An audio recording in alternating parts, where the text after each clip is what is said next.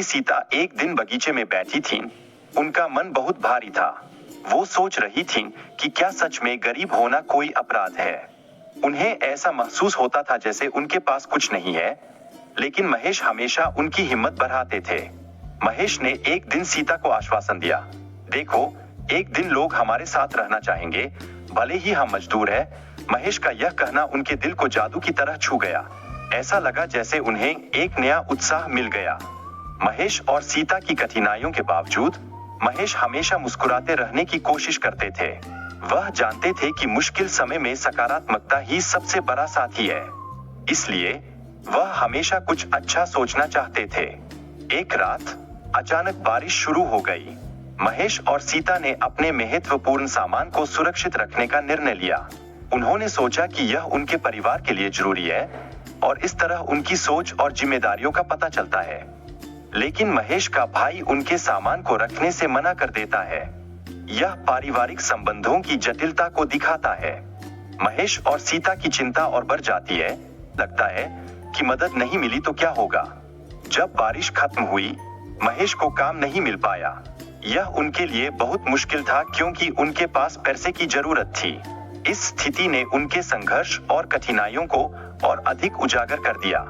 गांव में एक हफ्ते का मेला आयोजित किया गया था, जहां सारे धनी व्यापारी अपनी चमचमाती कारों में आए थे। यह मेले का बहुत ही खास आकर्षण था। बच्चे झूले झूलने और मिठाइयां खाने के लिए बहुत उत्साहित थे।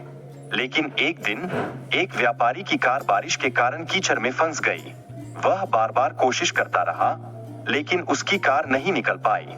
ऐसे में सब लोग उसे देखकर मुस्कुरा रहे थे। गांव के लोग मदद करने से मना कर देते हैं। व्यापारी बेहद निराश हो जाता है। इसी समय महेश, जो घर लौट रहा था, सोचता है कि क्यों न मैं उसकी मदद करूं। उसने ठानी कि वह इसे जरूर करेगा।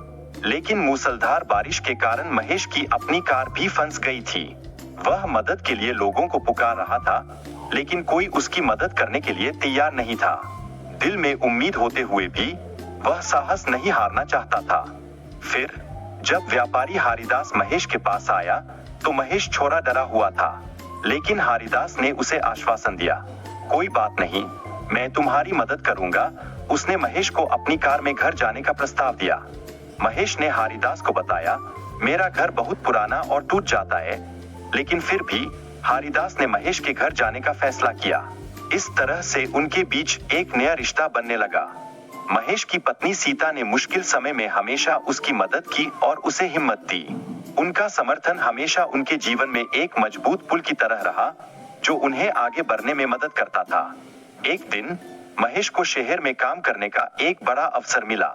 उसने मेहनत से बहुत कुछ हासिल किया और उसकी आर्थिक स्थिति में सुधार हुआ।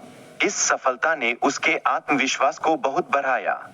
गांव के लोग महेश की सफलता को देखकर प्रेरित हुए और उसकी मेहनत को सराहा। अब महेश का भाई भी उसकी ईमानदारी और मेहनत का सम्मान करने लगा। यह देखकर महेश का दिल खुशी से झूम उठा।